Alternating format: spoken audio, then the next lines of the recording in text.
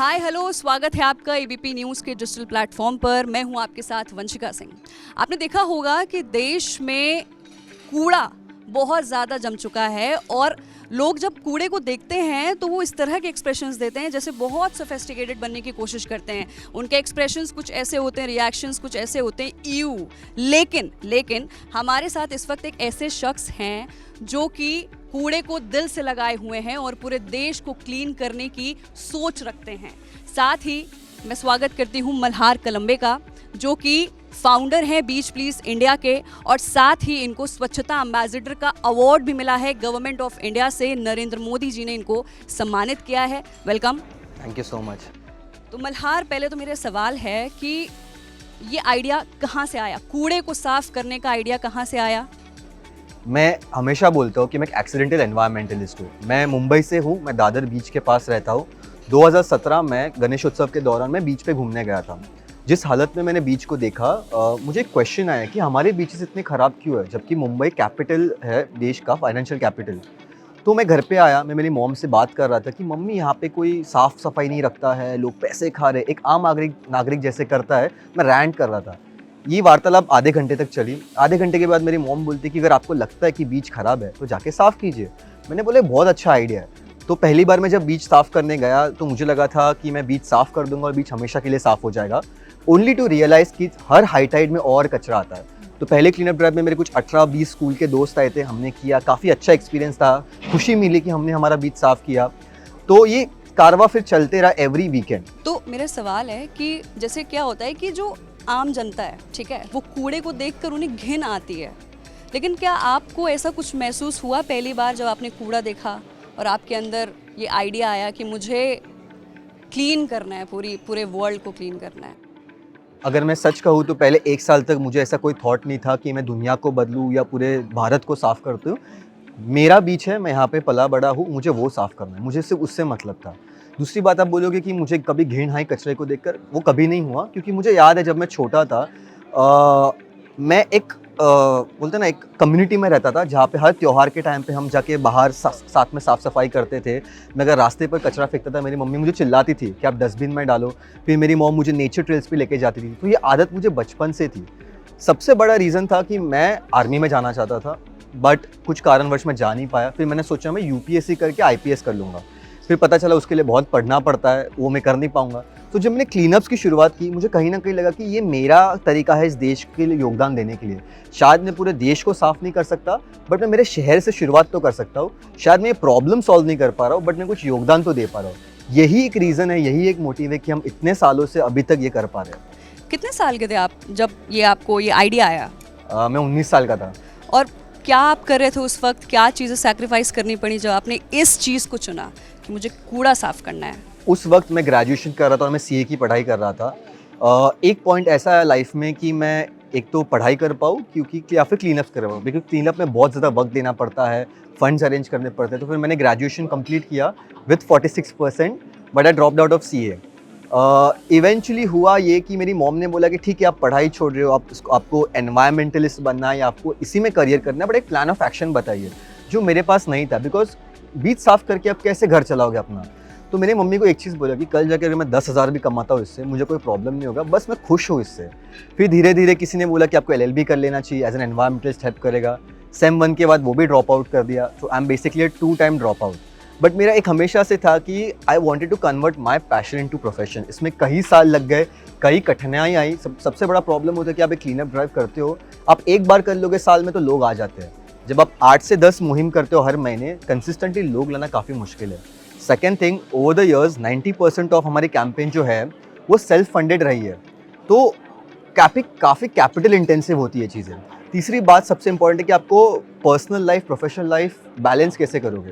Because her weekend अगर आपको जाके क्लीन अप करना है तो इस चक्कर में आप आपके पेरेंट्स के बर्थडेज मिस कर दोगे, कजिन्स की शादियां मिस कर दोगे, त्यौहार मिस कर दोगे। तो आप में वो पोटेंशियल है कि आप वो मिस करने के लिए रेडी हो। मैंने ऐसे काफ़ी कुछ चीज़ें की है, तो बहुत सैक्रिफाइस करना पड़ता है। आपको पता है आपने सीए को सैक्रिफाइस किया है, and my sister is a chartered accountant, और जब उसने क्रैक किया था ना, तो हम जिस स्टेट में थे, इमोशनल स्टेट में, वो हमें ही पता है, लेकिन आपने सीए को ड्रॉप करके आपने इस चीज़ को चुना है, बहुत बड़ी बात है। पहली चीज़ तो ये कि मैंने ये भी सुना है कि आपको कचड़े वाला बुलाया जाता था। कौन था ये, कौन लोग थे ये, कहाँ से शुरू हुआ ये? सो मैं I was dating a girl, 2019 या 20 की बात है ये। उसके पेरेंट्स मुझे कचरे वाला बुलाते थे बिकॉज मैं बीच से कचरा उठाता था। तभी मेरा इतना नाम नहीं था, फॉलोअर्स नहीं थे, कंटेंट क्रिएटर नहीं था, अवार्ड्स नहीं थे बैक करने के लिए जो मैं काम कर रहा था। मेरे एक अंकल थे, वो मुझे कचरे वाला बुलाते थे। सो एक चीज़ हुई, मैं एक मैगजीन के कवर पे आया था 2022 में। तो उसका कैप्शन मैंने ऐसे लिखा था कि the people who called me कचरे वाला, cheers your boys on the cover of this magazine. तो मतलब मुझे बुरा इस बात का लगा कि लोगों की मानसिकता, बिकॉज मैं कचरा उठा रहा हूँ, मैं कचरे वाला हूँ, मैं सफाई वाला नहीं हूँ कि कचरे वाला हूँ। ये जो एक नैरेटिव है, हमारे आदरणीय प्रधानमंत्री जी ने भी एक सफाई साथी करके एक नया कैंपेन शुरू किया था, तब मुझे लगा था कि इससे क्या फ़र्क पड़ेगा। बट जब मेरे साथ ये बात हुई, मुझे रियलाइज़ हुआ कि एक सिंगल टर्म आप लोगों को कैसे ट्रीट करते हो, कैसे उनसे बात करते हो, कैसे उनको बुलाते हो, ये एक काफ़ी बड़ा प्रभाव छोड़ता है लोगों पे। जैसे कि आपको आपकी एक्स गर्लफ्रेंड के पेरेंट्स बुलाते थे कचड़े वाला, तो जब आपको अवार्ड मिल गया नरेंद्र मोदी से, तब उनका रिएक्शन कैसा रहा? आज वो क्या कहते हैं, उनकी ज़ुबान पर आज क्या लफ्ज़ होता है आपके लिए? वो तो मुझे पता नहीं, बिकॉज उसकी शादी हो गई उसके बाद। तो शादी हो गई। बट सबसे अच्छी बात थी जो अवार्ड मिलने के बाद मुझे 7.5 सालों में काफ़ी पुरस्कार मिल चुके हैं। मैंने बहुत अचीवमेंट्स लिए। मेरी मॉम ने आज तक मुझे अप्रिशिएट नहीं किया। जब मैंने आपको बोला कि मैं मैगजीन के कवर पे आया था, मैंने मेरी मम्मी को दिखाया। मेरी मम्मी बोलती कि ये सब तो ठीक है, बट पढ़ाई कंप्लीट कर लेनी चाहिए थी। तो बोलते ना एक इंडियन पेरेंट मेंटालिटी। पहली बार ऐसे हुआ कि जब मुझे अवार्ड मिला, वो टीवी पे लाइव चल रहा था, मेरी मॉम ने मुझे मैसेज किया कि you have made us all proud, आप जो कर रहे हो बहुत अच्छा करे, and I am very proud to be your mother. That was a bigger achievement for me then getting the award. वाह, वेरी वेरी क्यूट। अच्छा, सबसे फनीएस्ट क्वेश्चन मैं पूछती हूँ आपसे कि जब आपने ये मुहिम शुरू की सफाई करने की, स्वच्छता अभियान चलाया, तो जब आप सफाई कर रहे थे तो उस दौरान आपके साथ कुछ मेमोरेबल मोमेंट हुआ, कुछ क्रेजीएस्ट मोमेंट हुआ जो आप शेयर करना चाहेंगे? आप फनी वे में पूछ रहे हो या मोटिवेटिंग वे में पूछ रहे हो? मैं दोनों में पूछ रही हूँ, आप दोनों चीज़ बताइए। मैं 2-3 इंसिडेंट्स आपको फटाफट शेयर कर देता हूँ। मैं सबसे ज़्यादा खुश हुआ था जब जैकलीन फर्नांडिस क्लीन अप के लिए आई थी। तो क्योंकि ऐसा था कि कोई एक बड़ा सेलिब्रिटी हमारे आइडिया को लेके आ रहा है, उसे सपोर्ट कर रहा है, और एक नॉन कमर्शियल एक्टिविटी है, वो अपना वक्त दे के आ रहे हैं। तो मुझे लगा कि जी हाँ, इसमें कुछ बात है। एक बार मैं क्लीन अप कर रहा था मीठी नदी के यहाँ पे मुंबई में, और किसी ने वहाँ पे एक घर में से एक थैली फेंकी। वो थैली मेरे कंधे पे लगी और मैंने खोल के देखी, उसमें यूज्ड सैनिटरी नैपकिन थी। तो ये एक सवाल है कि हम अपने कचरे को कैसे डिस्पोज करते हैं। एक काफ़ी इंटरेस्टिंग चीज़ हुई थी 2018 में। मैं बीच साफ़ कर रहा था, एक अंकल आए थे, वो हमें ऑब्जर्व कर रहे थे। अंकल मुझे पूछते कि आप ये क्यों कर रहे हो? तो मैंने बोला कि अच्छा लगता है इसलिए। तो उनका सवाल था कि आपको इसके पैसे मिल रहे हैं? तो मैंने बोला कि नहीं, पैसे तो नहीं मिल रहे। तो उन्होंने पूछा कि कॉलेज प्रोजेक्ट है क्या? मैंने बोला नहीं, कॉलेज प्रोजेक्ट भी नहीं है। उन्होंने हमें ऑब्जर्व किया, वापस आए मेरे पास और मुझे बोला कि आप एक चीज़ याद रखना। मराठी में बोला, मैं हिंदी में बताता हूँ कि आप समंदर की सेवा कर रहे हो, समंदर आपको बहुत कुछ देके जाएगा। तब मुझे लगा था कि क्या ही होगा करके। आज मैं जब पीछे देखता हूँ, मैं रियलाइज़ हुआ जो भी हमने मतलब नेचर की या समंदर की सेवा कर रही है, उसी का आशीर्वाद है जो हमें मिल रहा है। Wow, very motivating. मतलब मज़ा भी आता है, ये फ़न भी है ना एक तरीके का। आप सफाई करना अपनी टीम के साथ, बहुत मज़ा आता होगा। खैर, अगर मैं अभी इकोनॉमिक एस्पेक्ट पे बात करूं, तो क्या फ़ायदे हो रहे हैं, क्या नुकसान हो रहे हैं, फ़ंड्स कहाँ से आ रहे हैं? सबसे बड़ा सवाल ये है। सो हमारी कम्युनिटी एक रजिस्टर्ड ऑर्गेनाइजेशन नहीं है, तो हम CSR फंड्स नहीं ले सकते। तो जो भी मैं एज ए कंटेंट क्रिएटर कमाता हूँ ब्रांड से, वो सारा क्लीनअप्स में जाता है। तो हमारे कैंपेन 90% सेल्फ फंडेड है। कुछ लोग ऐसे आए जिन्होंने थोड़ा बहुत डोनेट किया है, कुछ ब्रांड्स ऐसे आए जो स्पेशल डे जैसे एनवायरनमेंट डे पे आके क्लीनअप फंड करके जाते हैं, बट 90% ये सेल्फ फंडेड होता है। बिकॉज ये सेल्फ फंडेड है, ये काफ़ी मुश्किल है सस्टेन करना, बिकॉज एक बहुत कैपिटल इंटेंसिव एक्टिविटी है। 2000-3000 लोग जब क्लीनअप में आते हैं, उनको जो सेफ्टी इक्विपमेंट्स लगते हैं, रिफ्रेशमेंट्स लगते हैं, वो सब हमें देने पड़ते हैं। तो वो एक बहुत बड़ा स्ट्रेन है। और मैंने एक और चीज़ देखी है कि लोगों को चाहिए कि देश एक अच्छी दिशा में बढ़े, देश स्वच्छ बने, बट ऐसे बहुत सारे कॉर्पोरेट्स हैं जिनको ये चीज़ों में फंड्स नहीं देने हैं। तो मैं एक चीज़ मानता हूँ कि मेरा एक्सपर्टीज़ है कि एक जगह को साफ़ करना, लोगों को लेके आना, मोबिलाइज करना वॉलंटियर्स, बट हमारे रिस्ट्रिक्शंस है फंडिंग। तो मैं ये आपके माध्यम से ऐसे कोई कॉर्पोरेट्स हो या ऑर्गेनाइजेशन जो, उनको एक अपील करना चाहूँगा कि हम जब साथ में मिलके करेंगे, आप फंड्स दोगे, हम साफ़ करेंगे, कोई उसे एम्पलीफाई करेगा, तभी ही हम देश को साफ़ कर सकते हैं। वाओ! तो मतलब कोई सोर्स ऑफ इनकम बन रहा है कि नहीं बन रहा है? मैं जो जॉनर में हूँ एज अ कंटेंट क्रिएटर वो काफ़ी मुश्किल है बिकॉज मैं सस्टेनेबिलिटी जॉनर में हूँ। ये काफ़ी एक नीश है, तो एक तो काफ़ी कम ब्रांड्स यहाँ पे इन्वेस्ट करते हैं मार्केटिंग में, एक सबसे बड़ा वो प्रॉब्लम है। सेकेंड थिंग, उनके मार्केटिंग बजट इतने बड़े नहीं होते जितने बाकी जॉनर्स के लिए होते हैं, जैसे एंटरटेनमेंट हो गया। आप देखो कि ब्यूटी, फैशन, लाइफस्टाइल में बहुत ज़्यादा ब्रांड्स खर्चा करते हैं जो एनवायरनमेंट में नहीं होता, तो फाइनेंशियली सस्टेन करना काफ़ी मुश्किल है। ओह! तो इससे कोई फ्यूल वगैरह आप बना रहे हो, कुछ फ़ायदा मिल रहा है इस कूड़े से? कूड़े से तो नहीं मिल रहा, बट मैं 2-3 चीज़ों पे काम कर रहा हूँ। जैसे मुंबई में गणेश उत्सव बहुत बड़े पैमाने पे मनाया जाता है। वो सारी मूर्तियाँ आखिर में लैंडफिल्स में चली जाती है। मैं नहीं चाहता हूँ कि वो मूर्तियाँ लैंडफिल्स में जाए बिकॉज़ मैं ऐसे मेरे भगवान को नहीं देख सकता। तो हमने लास्ट ईयर पायलट प्रोजेक्ट किया, हमारे दोस्त थे बिनीश देसाई करके और हमने वो आइडल्स कलेक्ट की, हमने वो रिसाइकिल की और उसमें से प्रोडक्ट्स बनाए।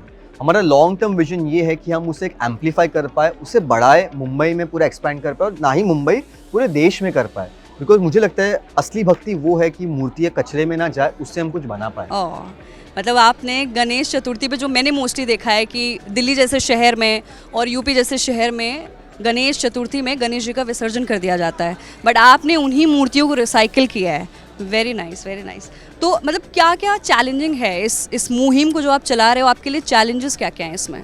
जैसे मैंने बोला, सबसे बड़ा तो फंडिंग इश्यू होता है। दूसरा है कि आपको टीम बनानी है। तो अब टीम, जैसे मेरी पूरी टीम वॉलंटियर कर रही है। मेरी टीम में सबसे यंगेस्ट मेंबर 15 साल का है, सबसे ओल्डेस्ट 47 ईयर्स का है। मेरी टीम में मुंबई पुलिस के लोग भी हैं, जो दिन भर ड्यूटी करते हैं, हमें प्रोटेक्ट करते हैं, फिर आके वॉलंटियर भी करते हैं।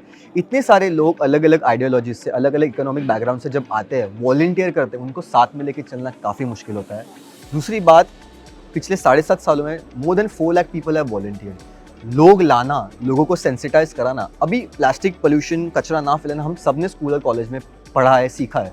हम कुछ कर नहीं रहे उसके बारे में, तो हम हमारे प्लेटफॉर्म के थ्रू एक्सपीरियंशियल लर्निंग देने की कोशिश कर रहे हैं कि जब खुद कचरा उठाते हो, खुद वो बदबू आपकी नाक में जाती है, धूप में आप साफ सफाई करते हो, तो आपको समझ में आता है कचरा उठाना कितना मुश्किल है।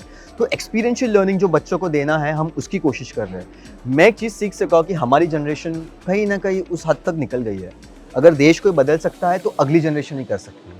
तो हम अपने कैंपेन के थ्रू वो जो एक बोलते हैं चेंज मेकर्स की जनरेशन क्रिएट करने की कोशिश कर रहे हैं कि हमारे बाद भी ये आग जलती रहे। और क्या-क्या सोचा है? क्या प्लान्स हैं अब इसको लेकर? प्लान्स तो काफ़ी सारे हैं। मैं ई वेस्ट रिसाइकलिंग पे भी काम कर रहा हूँ, मुझे वो भी एक प्लांट सेटअप करना है बिकॉज इंडिया आज 3rd लार्जेस्ट ई वेस्ट प्रोड्यूसर है। जिस हद में हम इलेक्ट्रॉनिक्स यूज़ कर रहे हैं, ईवी यूज़ कर रहे हैं, अगर मैं आपको पूछूं वंशिका जी, आप प्लास्टिक बॉटल यूज़ करते हैं, आप रिसाइकिल कर दीजिए, आपको पता है कबड्डी वाला ले लेगा, आप उसको जाके दे दोगे। 90% लोगों को पता नहीं ई वेस्ट का करना क्या है। तो ई वेस्ट पे काम करना, आई थिंक आप देखोगे आज हम प्लास्टिक वेस्ट की बात कर रहे हैं, 10 साल के बाद हम ई वेस्ट की बात करने वाले हैं, तो एक वो बहुत बड़ा प्रॉब्लम होने वाला है। दूसरी बात, मैं एक चीज़ करना चाहता हूँ कि I am a true patriot. मेरे लिए सबसे पहला मेरा देश है, तो मैं ऐसे यंग जनरेशन क्रिएट करना चाहता हूँ जो देश के लिए कुछ कर। देखो, मैं एक चीज़ हमेशा कहता हूँ, आपको जो जवान कर रहे हैं सरहदों पर लोगों के लिए, देश के लिए, वो हम नहीं कर सकते। बट हम जो फील्ड में काम कर रहे हैं, अगर आप एक टीचर हो, अगर आप एक स्कूल में पढ़ा रहे हो, क्या आप एक बच्चे को, ज़रूरतमंद बच्चे को फ्री में सिखा सकते हो? अगर हम अपनी अपनी फील्ड में वैसे कंट्रीब्यूट करना शुरू करें, जो भी एक्सपर्टीज़ हमारी है, हमें लगता है जो हम विकसित भारत 2047 का जो हम एक विजन देख रहे हैं, हम उसके पहले वहाँ तक पहुँच जाएंगे, मुझे ऐसा लगता है। एबीपी का इवेंट चल रहा है, उसका नाम है इंडिया 2047 समिट। 2047 के लिए क्या विजन है आपका, बता दीजिए। इंडिया 2047, मुझे लगता है जब हम कंटेंट क्रिएटर्स की बात करते हैं, उन्हें सिर्फ आज एंटरटेनमेंट के लिए देखा जाता है। मुझे लगता है उनका रोल उससे बड़ा हो सकता है। मैं हाल ही में एक रिपोर्ट देख रहा था जहाँ पे दुनिया में सबसे बड़े 5 प्रॉब्लम क्या है उसकी लिस्ट थी। एक था क्लाइमेट चेंज, एक था साइबर अटैक्स, बट एक चीज़ ने मुझे एक इंटरेस्ट लाया कि सबसे बड़ा था कि मिस इन्फॉर्मेशन। आपने कोविड के दौरान देखा होगा कि मिस इन्फॉर्मेशन कैसे स्प्रेड होती है। Content creators can play a very pivotal role in sharing the right information. अगर मिस इन्फॉर्मेशन हो रही है स्प्रेड, तो हम राइट इन्फॉर्मेशन स्प्रेड कर सकते हैं, तो उस चीज़ में हम एक बहुत बड़ा नैरेटिव बिल्ड कर सकते हैं। दूसरी बात, कंटेंट क्रिएटर्स अपने स्टोरी टेलिंग से, अपने इन्फ्लुएंस से, मुझे लगता है ज़्यादा से ज़्यादा लोगों तक एक संदेशा पहुंचा सकते हैं। जैसे मैं स्वच्छता और स्वच्छ भारत अभियान का एक नारा लेके चल रहा हूँ, सरकार भी काम कर रही है, बहुत सारे लोग काम कर रहे हैं, बट जो मुझे फॉलो करने वाले लोग हैं, जो मेरा ग्रास रूट लेवल पे जो एक नेटवर्क है, चीज़ें पहुंचाना काफ़ी आसान हो जाती है। तो मुझे इसलिए लगता है कि कंटेंट क्रिएटर्स एंटरटेनमेंट से आगे बढ़कर नेशन को शेप करने में, नैरेटिव बिल्ड करने में और इन्फ्लुएंस क्रिएट करने में काफ़ी बड़ा रोल प्ले करेंगे। वाह Malhar, last but not the least, आप कोई मैसेज हमारी ऑडियंस, हमारी जनता, हमारे आज के युवाओं को देना चाहोगे? बहुत ही फन वे में, बहुत ही शायराना अंदाज में आप कुछ कहना चाहोगे? एक कुछ साल पहले मूवी आई थी रंग दे बसंती, उसमें काफ़ी बहुत अच्छा डायलॉग है जो मुझे बहुत प्रभावित किया और मैं उस तरह जीने की कोशिश करता हूँ।